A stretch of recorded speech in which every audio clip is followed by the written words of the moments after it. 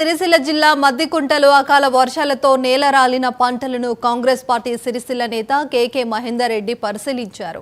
అకాల వర్షాలతోనే నేలరాలిన పంటలకు నష్టపరిహారం చెల్లించే విధంగా ప్రభుత్వం ముందుకు వెళ్తుందన్నారు. ఎన్నడూ లేని విధంగా గత 10 ఏళ్లలో బీఆర్ఎస్ పాలనలో ప్రజలు కంటతడి పెట్టారన్నారు.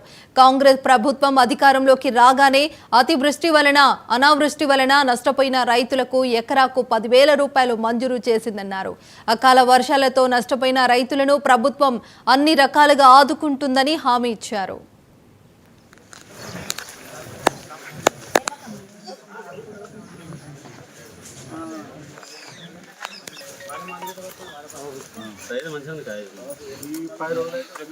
ముస్తాబాద్ మండల ప్రాంతంలో వచ్చిన అకాల వర్షాల వల్ల వడగళ్ల వాల వల్ల రైతులు చాలా మేర నష్టపోయిన. ముఖ్యంగా ముస్తాబాద్ మద్దికుంట ప్రాంతంలో ఈ వడగళ్ల వాన వల్ల రైతులు నష్టపోయినరు.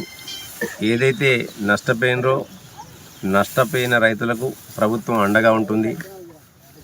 గౌరవ ముఖ్యమంత్రి యనమల రేవంత్ రెడ్డి గారు కానివ్వండి, కాంగ్రెస్ ప్రభుత్వం కానివ్వండి, కాంగ్రెస్ ప్రభుత్వం అంటేనే ప్రజాప్రభుత్వం, రైతు సంక్షేమ ప్రభుత్వం.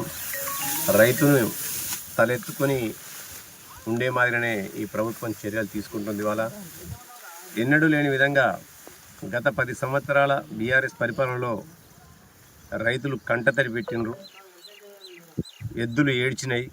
అందుకే ప్రజలందరూ కూడా కాంగ్రెస్ పార్టీ అంటేనే దివంగత ముఖ్యమంత్రి వైఎస్ రాజశేఖర రెడ్డి గారు ఏదైతే రైతు సంక్షేమ పథకాన్ని చేపట్టి రైతులకు రుణమాఫీ నుంచి సహా రైతుకు అన్ని విధాలుగా రావాల్సిన ఎరువుల సబ్సిడీ నుంచి మొదలుకుంటే ప్రతి సబ్సిడీని కూడా రైతుకు అందించి వ్యవసాయం దండగా అనుకున్న దాన్ని వ్యవసాయాన్ని పండగ మార్చిన ఘనత గత కాంగ్రెస్ ప్రభుత్వానికి.